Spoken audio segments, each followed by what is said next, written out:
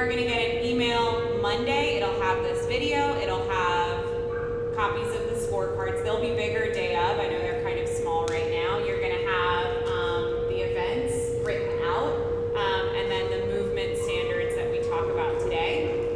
So hopefully you'll feel pretty confident going into the event on Saturday. All right, guys. First, thanks for volunteering and doing this, because I think one of the biggest things that people always tell us about Wodi Gras is the consistency of judging and the quality and all that. So thank y'all for doing that. We've tried to come up with every answer that we thought that athletes will try to finagle a movement. So if you have any questions, raise your hand, let us know, because I'm sure people listening want to hear those questions as well. As far as when you're done with an event, all right, well, even before that, guys, know where you're supposed to be, when you're supposed to be there, because it's just one less thing that we've got to scramble to find a judge. So you're going to have a sheet, when you judge, where you judge, all that. So just pay attention to it. We have breaks built in. I think everybody except for one event, it's every other heat. So we'll go through it, but event 1, you're going to have to judge every other heat. The other 2 events, at least for like the first chunk of heats, I tried to make it so that it was 2 on, 2 off, so that you had a significant chunk of time to like go get food or just relax and watch the event. You'll also get in that email, I have it printed out today if you want to glance at it. You are going to be in the same lane every time you judge, just to make it easy on you. And in your judge assignments, you're also going to have a time that each event is supposed to start, so you know where you need to be when. Right. All right. So we're going to leave it up to y'all for one less thing. So just please try to be where you're supposed to be, when you're supposed to be there. After, right? Jana's collecting the scorecards. Yes, and Jordan will be helping with that. So Jana's going to be doing our scoring this year. She'll be kind of camped out at that table. Jordan is going to be helping me and Jana kind of make sure everything gets where it needs to go when. So, yeah. After an event, look for either Sarah or Jordan. They'll have they'll grab their scorecard, bring it over to Jana, so you don't have to worry about kind of calculating some of the stuff that needs to be calculated on. All right, so first event, the meeting of the WOD is actually 2 events combined into one. There's a 20-minute time cap from start to finish. It's a 1-mile run. All right, then it's going to be an aggregate or total deadlift after that. Okay. So the way the mile run works, you can kind of see on the screen over there. There's going to be 10 stations where the deadlifts will be set up. All right. Across the other end zone will be the starting point. Yeah, so they'll start across the back here. They're going to leave Tad Gormley, go behind it, come out onto Stadium Drive, cut up. Yes, they run around the track. Oh, well, yeah, they run around the track, they leave, they come out, go to Stadium Drive, up Marconi, down Roosevelt Mall, and back. They'll cut in and finish with a 300 on the track. They will go to their station to deadlift. So they're going to run to you. That is when you take their time. All right, so you'll start down by them, start your watch, then you'll walk down to where they'll finish. Don't stop the watch when athlete 1 comes by. Look at it, you'll see, you can get their name later, so you don't know who's who, whatever. We don't anticipate like all 3 or 4 team members finishing in 1 second. If they do, then pretty easy to write the time down. The names aren't as important as the time is. So, but don't stop the watch.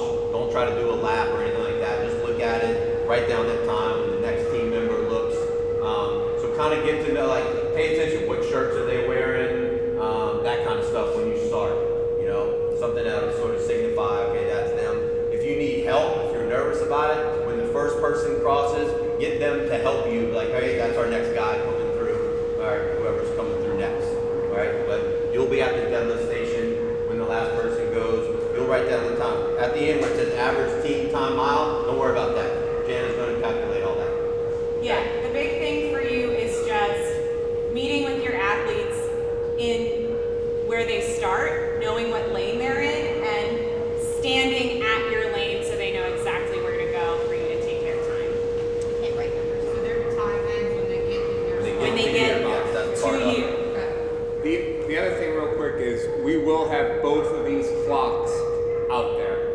So that would be like your backup time. If for some reason you hit the button on the stopwatch, please don't. But if you do, we have backup time. And I think it'll be pretty spaced out. You know, you got about 40 people or less running.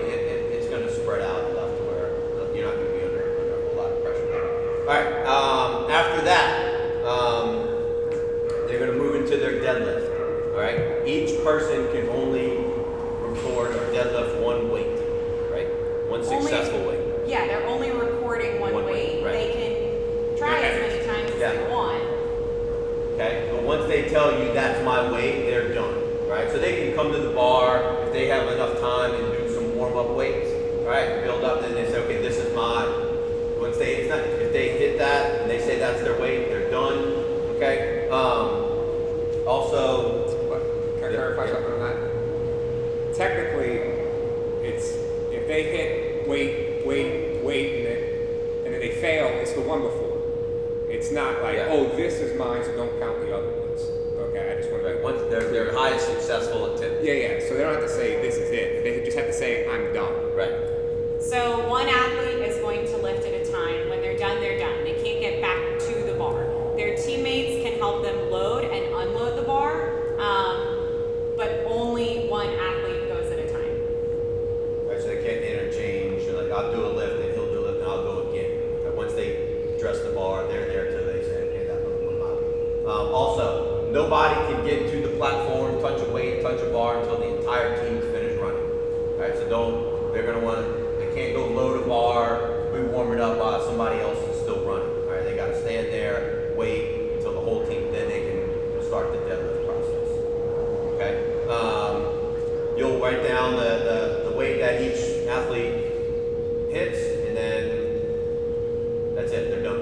Okay, they have the remaining time up to 20 minutes, whatever that is. So it's up to them to use it how they see fit. It's not on you to tell them you should probably move on. You can tell them how much time is left, but it's up to them how they spread out their lifts. So they should essentially be coming in with a plan of who's going to start off lightest and Yes. heaviest, and then. But that's their strategy and their strategy. It doesn't not have ours. to be lightest to heaviest. There's no rule for that. So like if they want to do their heaviest person first, they can. And they just have to strip the bar off. So in previous years we said the weight has to go up. It's not the case this year. What we are going to do the morning of when we do the athlete brief, we have enough plates at each platform for someone to hit a 500-pound deadlift. We are going to ask in the morning when we do the athlete brief if any teams are trying to hit something heavier than that. I'm going to ask that they seek out Christy. Christy's heading up strike team, so we will have extra plates. What she can then do is kind of work with the strike team to make sure that platform has more weight if needed. Any questions about that? 20-minute event, but it's being scored as 2. So We're writing them down. Doesn't matter. I know the names don't really matter, but does it matter if like athlete 1's final time is the same athlete as athlete 2? no, it doesn't. I mean, the name really isn't that. It's more for you to keep track that like whether somebody didn't do it twice or something like that. But the time and the weight is way more important than if it's with the right name or something like that. Yeah, don't care really about that. I'm also assuming it's just one bar per team. Yes, in one bar, the ladies will be deadlifting a 45-pound bar. So in their calculations, like make sure you account for that as well. Okay, everything's off a 45-pound bar. Okay. Sure, the deadlift, yeah. So we're allowing them to sumo deadlift, regular deadlift, whichever one that they want. Okay. We are not judging their technique. We want to see them off the ground. If they inching it up, that's fine. We just want to see full lock out of the hips, and it's your job to let them know it's a successful lift. All right? If they get it up to the top and just immediately drop it, you feel like you didn't give them the go ahead or it was really close, and you want to no rep it, no rep it. But Okay. hips and knees locked out, chest and shoulders behind the bar. Don't be afraid to no rep because So a lot of people do this. Sarah, and I will cut someone if they come after y'all. All right. Look, about that though, no rep people. If it's not a rep, no rep down. Because here's what you like think, but like the team next to you, they're always watching. I can't tell you how many times they're like, that person over there is doing this. And it's like like be strict with them. Like be very very vocal. Give them a quick warning if it's close. Right? If it's something close, like tell them, hey, that's pretty close. Like make sure you're locked out. And if they're not, like just no rep. Right? And I mean, they respect that. Everybody else respects that. You will be with this same team throughout the day because you're staying in that lane, they're staying in that lane. You can establish communication. You can tell them before they start their run, I will tell you when it's a good rep. If they drop it before, then that's on them.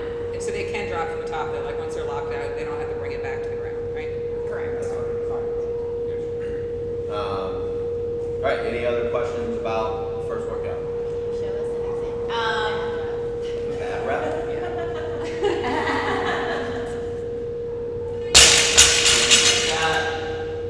I changed normal deadlift. I also want to warn you all, so this is a 20-minute event, but we are, to keep us from being there until 7 p.m. that night, we are going to stagger the start. So there will be a heat starting every 5 minutes. So when your team is deadlifting, you might hear across the field that the next heat is starting, okay? We're going to start a heat every 15 minutes because we kind of highly doubt that someone's going to try and go for a 5-minute mile and then try and deadlift heavy. So just be aware, stay super focused on your team deadlifting, but know that we'll be starting another heat before they're done. So, yeah. So what you'll do, you'll be in the back end zone, your team 3, 2, 1, go. They'll run out, they'll leave the stadium. You'll just walk down the field to that corresponding platform on the other side and wait for them to get to you. So pay attention, judges, that during the time, and don't wait for that event to end, and the next one starts. Just keep in mind we're starting before the other one ends. So are we telling them when the 20 minutes is up, or just going to be like over the loudspeakers and usually like they say times? We'll have Yeah. the main clock going. We'll have the main We'll clock let the going. You don't have to worry about that. Because once they come in from the mile, you can Right. stop your Okay, watch that's if you want. We'll have the main clock going. I'll have the main one going as well. So we'll give them like a countdown to the 20-minute. You worry about this time in the mile. Yes. Do we need to be adding up the weight on the bar, or are they going to tell us? For the clean, we did both. We had it that way. Like, you had a number, they had a number. Confirm Yes. with my athlete every time. Like I would look, I'd be doing the math before they lifted. I would say, is that 135? Yes, cool, great, go. To just confirm with them, make sure everyone's on the same page. That way after, they're like, well, you signed off on it. I said it was 225 and you said, okay. Now you're telling me it's 235. So that's on them at that point. All right? Anything else? No, I think that's a big one. This will probably, it's not that challenging, I think, to judge, but this might be kind of tough on y'all because you're going to be needed every, 20 minutes on, you get a few minutes off, then you go again. So, Okay. We'll talk rain contingency later. Hopefully we're going to be fine, but we're planning with that event. We shouldn't have to change anything either way. The next event, my grip is next. All right. So the 12-minute time cap. Each team will have 12 minutes to complete the workout. 2 athletes will compete at a time. All right. So there's no interchange. Once those 2 go, they got to finish that first portion of the workout. Okay? Then they'll go, when they're done, tag the other teammate, 2 teammates to come in and do the second half of the workout. and we did not put a stipulation on whether it had to be male-female or male-male-female. Like, it's up to them which 2 teammates they send out. Right. So 30 hang snatches, 50 toes the ring, 30 hang snatches, then they'll switch, and then 30 hang snatches, 50 wall balls, 30 hang snatches. Okay. We talked about individually as the teams are out there working, how they break up the work doesn't matter. Right? It's not like once I start the snatches, I've got to do the snatches, and then we do want them to tag hands though, because we don't want them to be standing there doing kind of finish and they're doing the next rep, and it kind of gets in a whole big brain, right? So to prevent them doing like one rep at a time and going back and forth, anytime they switch out, we want the two that are working to tag hands. Okay? And what about when the two have to? When they go back, so they'll be stationed back, so you gotta kind of run out to where they go. Once they get there, I think people buy, yes, if one person touches hands, great. Just make sure they're not like halfway out, leaving the platform. If they do, send them back, make them come back on the platform. Anything else about the workout? Okay. For the snatches, we want to make sure that they are deadlifting the bar up first into the hang position. Okay. You can give them a go ahead if you want, and then every rep will start. As long as it doesn't cross the knees, we'll consider it a hang snatch. Okay.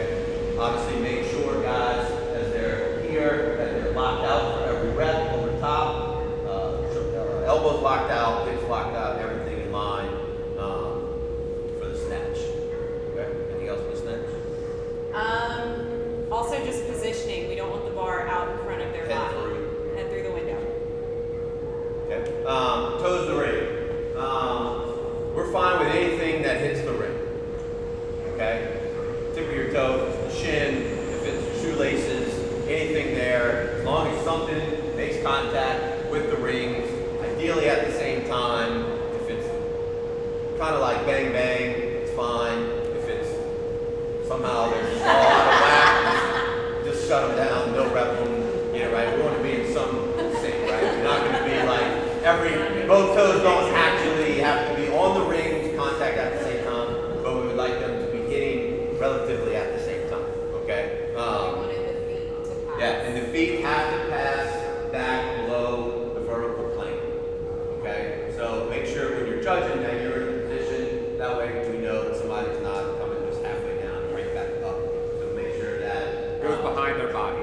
Yeah. right, right in their body. I don't know how, most people, that's how they're doing it. You will get someone that might try like a weird cycling movement. I've seen that. If it looks weird and you don't think it's a rep, guys, just no rep.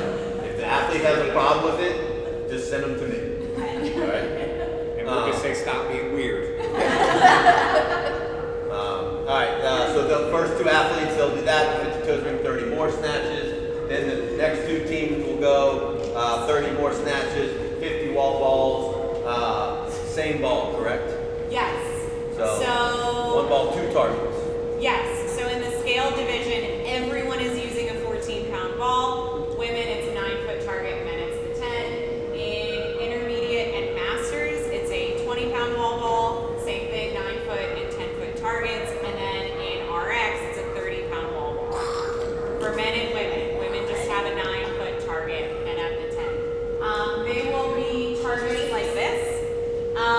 We want the ball to hit any part of the target. We don't, not the bottom, like it shouldn't bounce off and come flying down, but whether it hits the corner or the bottom or the top, we want it to just make contact with their target. So if it hits the bottom frame, kind of where that post is coming out, and you feel like that hit the bottom and not the actual face of it, no rep. Okay? Some athletes are going to try to do some wall balls, step out of the way, let their partner catch it, and do the next one. Totally fine with that. Right? However, if they drop it, no rep. Right? We're going to tell them that's fine. They're going to sure been practicing it. They're going to want to do that, and that's fine. But we're going to penalize them for dropping. What do you mean? So I'm doing wall balls, and I throw one up and step out of the way to break. She catches it and goes right into keep doing wall balls. But wait, if it hits the ground, I don't understand how that's a You've problem. got to restart the rep. Well, yeah.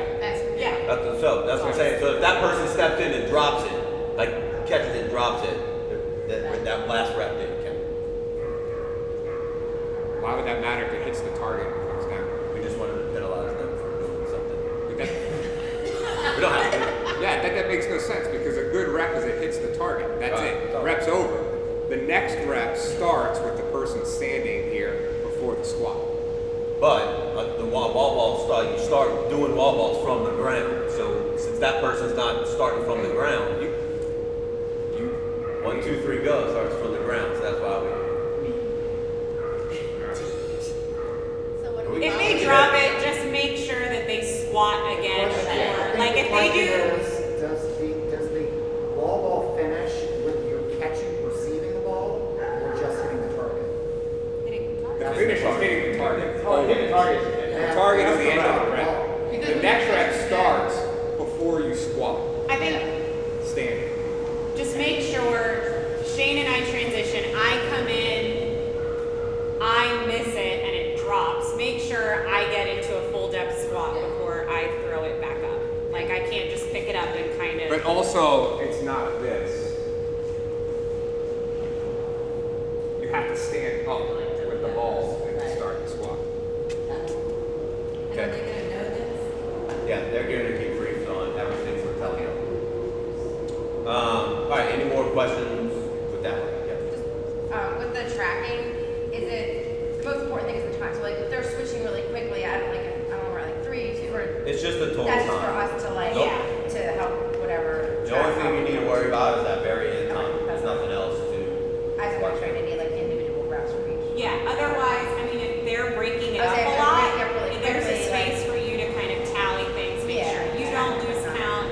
And if it's getting close to the time cap and you don't think they're going to finish, like you need to be aware of how many total reps they have at the time cap.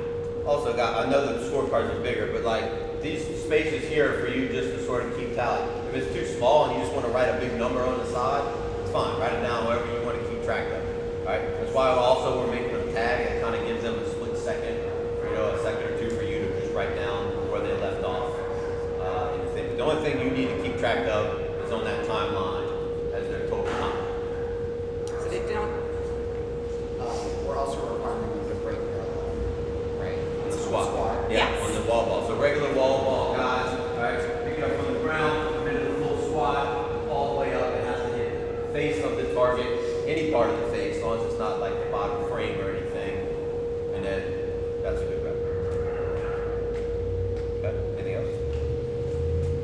There's obviously, if people want to do the fancy transition, there's no hand tagging on the wall balls. Like After that, we'll let you just get out there. No, with this, it's more than anything making sure, especially if they send out like a male-female duo, that like I'm not picking up the bar before Shane's bars come all the way to the ground. That's what it's going to help you keep track of. And they have to do all 30 snatches and then all 30 strengths and then all 30 Yeah. Yep. No. They gotta finish each box first. How they break that box up amongst the team that's out there is up to them. Yeah, we can split up the snatches however we want, but we have to finish the 30 together before we go to the next thing. I was just asking, I know you said you're worried about the total time, so like when they finish the 30 hang sessions, you don't care about that time, there's not gonna be like a tiebreaker or anything like that, a team takes We're just going to do total reps. Like if they get time capped, what are their total reps at the time cap? Okay. There's a lot of work if two teams finish at the exact same second.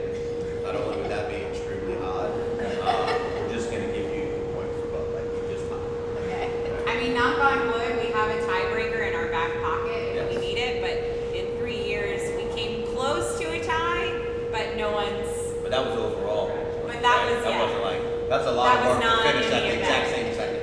I still have my tiebreaker ready to go. yeah, we're ready. Yeah, Wait. but we haven't needed it yet, so. Alright, anything else about that? Alright. The last one, 20-minute time cap. Alright, Raj. Yep. The barbell for the ladies is gonna be 45 for the snatches as well. There will be 2 bars out for this event. There are two So different ways. 45 for the deadlifts for everyone, and then Yeah. ladies different. Yep. And same thing for the last event, there will be 2 bars out. Alright, the last one, what the tucks. This one is a row, empty barbell, shoulder overhead, and then a keg carry, an empty keg carry. I think how much is that?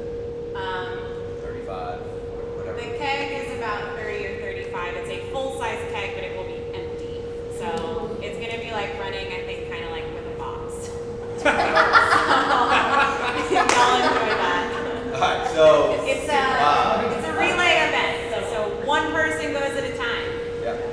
So first person jumps on the rower, 500-meter row. Okay. Before the event, they want to set their rower up. That's fine. We'll all turn on the rowers, make sure they're on. Then we'll go 3, 2, 1, go. They can get into the rower and go.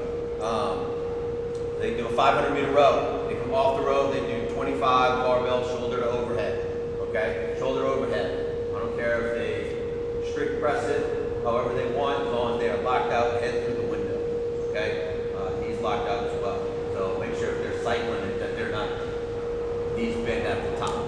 Okay. And they will be cleaning it from the floor, so we want to make sure they clean it full lockout, and then they start their overhead reps.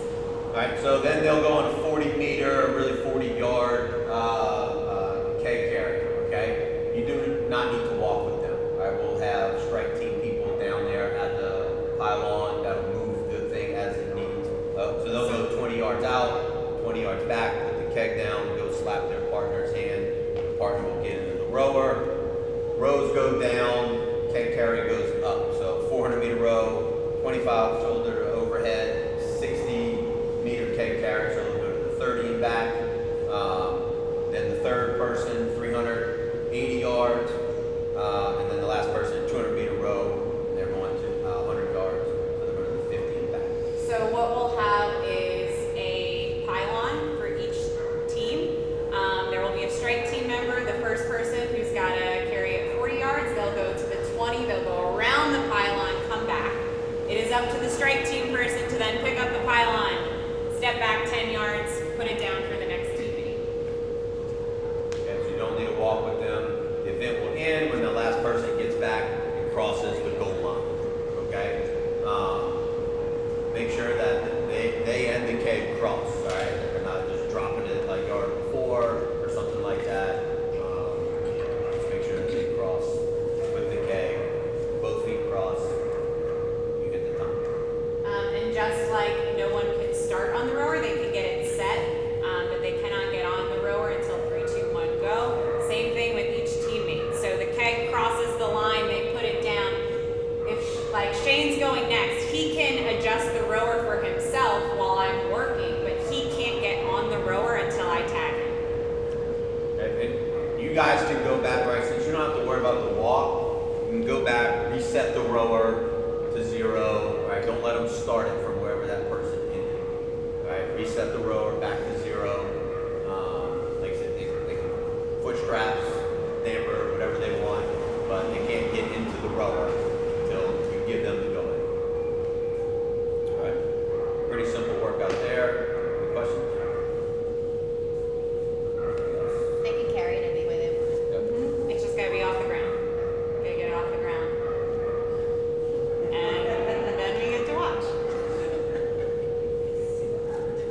So this would be my first time judging. So when you no rap, like you announce no rap? Yeah, Yes. as loud as you can. Let everybody. You're not embarrassing them, but like Try to. try to. Because here, athletes like when when most people have done competitions, you kind of get this tunnel vision of just trying to go as fast as you can. You don't really even hear music. You don't really hear anything. So the biggest complaint that we ever do get is I can't hear my judge. It's really like the only one. So be as loud as you can. If it is a no rep, wave your hand and say no rep. No, no, no. Like that, like just get their attention as best you can. And they know. Yeah. They know. And just in general, I think unless a team specifies that they want something different, especially on like that second workout, I would probably say like every 10 reps, I'd be like 10. Yeah. But whatever you do, be clear and be loud with them. However you decide to tell them their reps. And also let them know when they have either 5 left or 3 left. Because no one wants to be the athlete and your judge just kind of didn't say anything and suddenly you did 5 extra reps. The other thing is you can make notes on your Yeah. sheet. So like when they're switching back and forth from the hang snatch, when one person's done, you could write down how many they have or jot or whatever, so you don't lose track when they start that next one. Especially like they might go in with a plan, but if they fatigue too soon, they were probably planning like really nice round even numbers. But if that starts to fall apart, it's gonna be a lot easier for you to write it down versus trying to remember 13 reps or 8. I also too, when I judge, not only do I do like every 5 or 10 or whatever they want, and you let them know, and you start like, guys, during this, I'll give you a countdown every 10 reps, or every rep, 5, so be loud. Also, when they switch, just make a point, all right, that's 18 reps, like, announce it to them. Usually by the time you said that, it helps you remember, and then they're ready to go, so you pick right up from there. Okay. You might have said, what's the weight for the shoulder to overhead? It is, okay, for scaled, it is 95 for the guys, 65 for the ladies. Let me double check these other two. But that'll already be set up, right? Like track team. Right, team, take care of all Yeah, that. our is all set up. Yeah, so it's 95, 65, intermediate and masters, 135 for the guys, 95 for the ladies. For RX, 155 for the guys, 105 for the ladies. Can't wait. So, and that one will be, that might get really spicy because there's nowhere for those athletes to hide. They're alone out there doing the 25 shoulder to overhead. So make sure they are getting it locked out. They're gonna some of them might get pretty tired. So that's the last event of the day. On the hips too, like all the Yeah, way. hips locked out, knees locked out, elbows locked out. And making sure some of them, I see people when they're trying to push press, they start to go too quickly, their knees are still bent when that bar starts traveling back down. And like I said, you're not there to judge if their knees are caving in, if their heels are coming up. Just are they getting locked out? Is that bar getting over the midline of their body? Are they getting their head through the window before it comes back? I can tell you from watching enough people, that will happen. Yeah. She just said, like, that will happen. Expect it to happen. On the wall balls, if they are bringing it down, their back is rounding over, their heels come up. As long as they're breaking parallel, that's what you're judging. That's the standard that we have set across the board. And like, guys, if it's really close, give them that quick warning. Make sure, tell them what it is. Don't just be like, that's almost a no rep. Tell them what you saw that triggered that warning, right? Hey, make sure your knees are locked out at the top. You gave them that warning. If it does it again, that's on them. Okay? If it's really, really close and you can't tell, it might be a no rep, give them a quick warning. If they don't fix it, right? That's on them, no rep. Close, warning, egregious, Yes. throw the hands out, no reps. Also, if there's any issues, any problems, any teams have any whatever, they want to have an argument with you or get in your face about something or whatever, just send them to me. Yes. Right? I will handle it.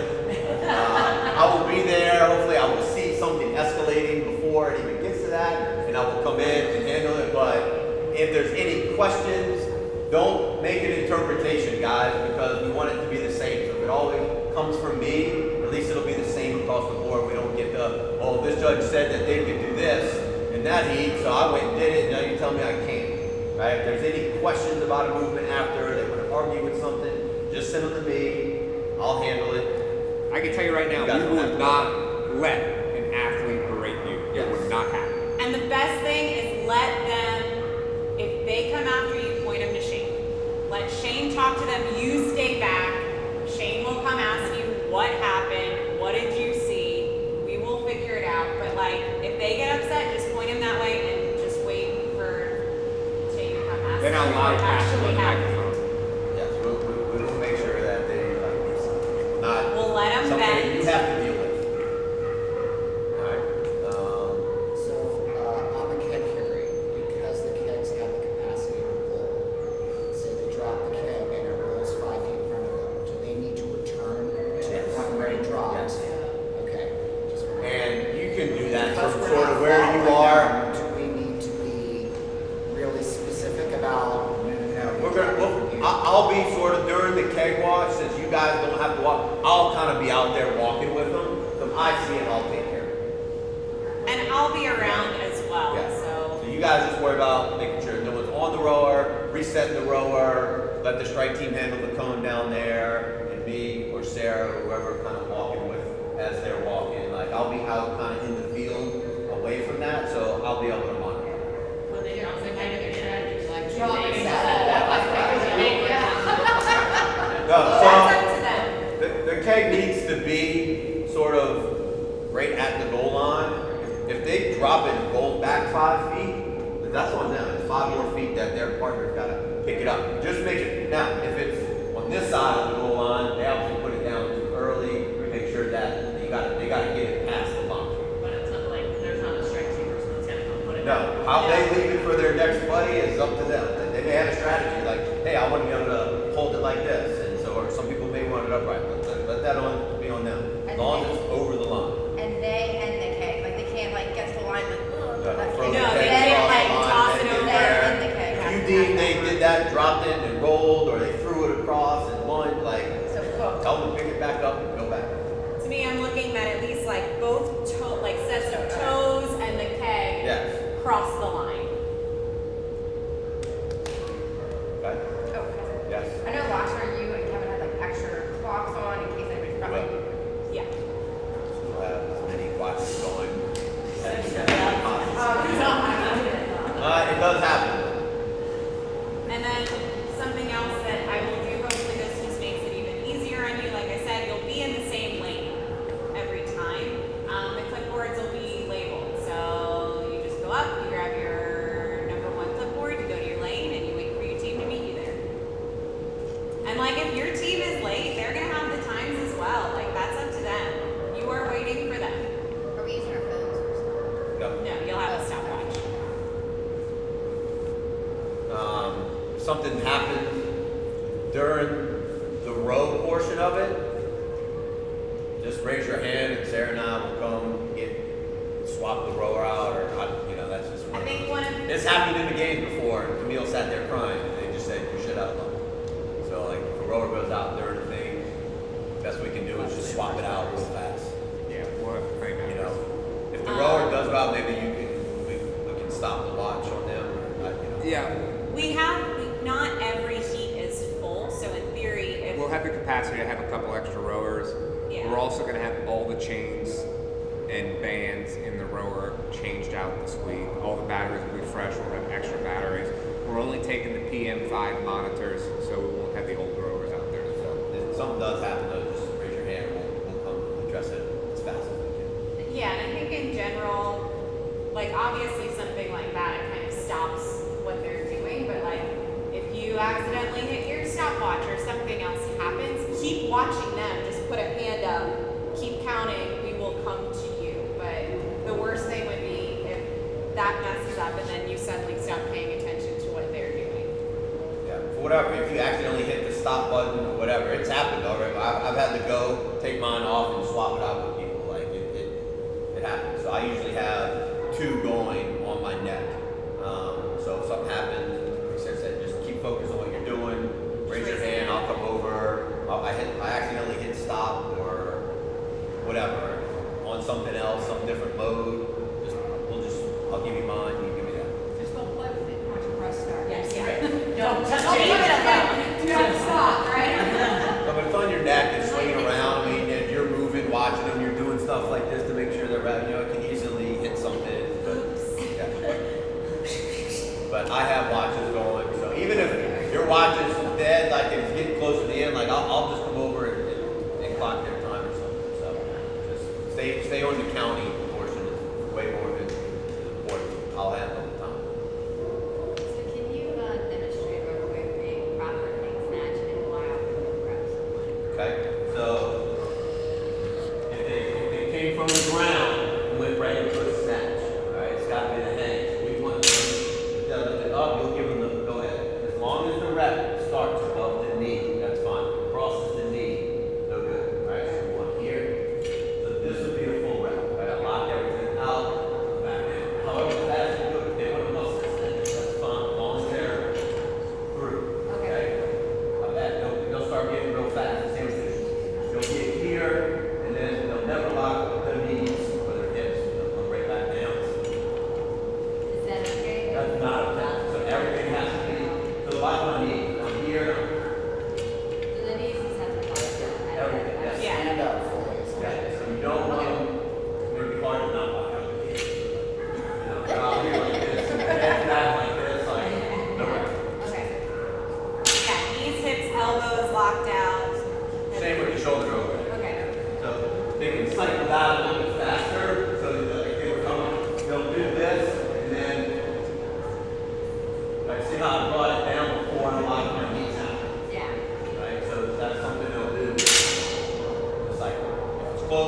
warning, you don't change, no rep. Okay. You don't have to give them a warning. If it's a no rep, if you think it's a no rep, no rep. Like, you don't have to give them a warning. The warning is like really, really, really close. But I would say too, like another thing you see is like the wall balls, like people not getting below parallel on those and like the, you know. That's usually the biggest one of wall balls, is just parallel. You know if you don't hit the target. It's pretty. And that's another, it's gotta make contact. I don't care if they throw it 11 feet up in the air, but if it doesn't touch the target, it doesn't count. Yeah. So if it hits on the way up or kind of on the way down, every once in a while, those balls get a little out of whack, so it might go up a little funny. As long as it hits any part of it, comes down, it's good. Okay. Anything else?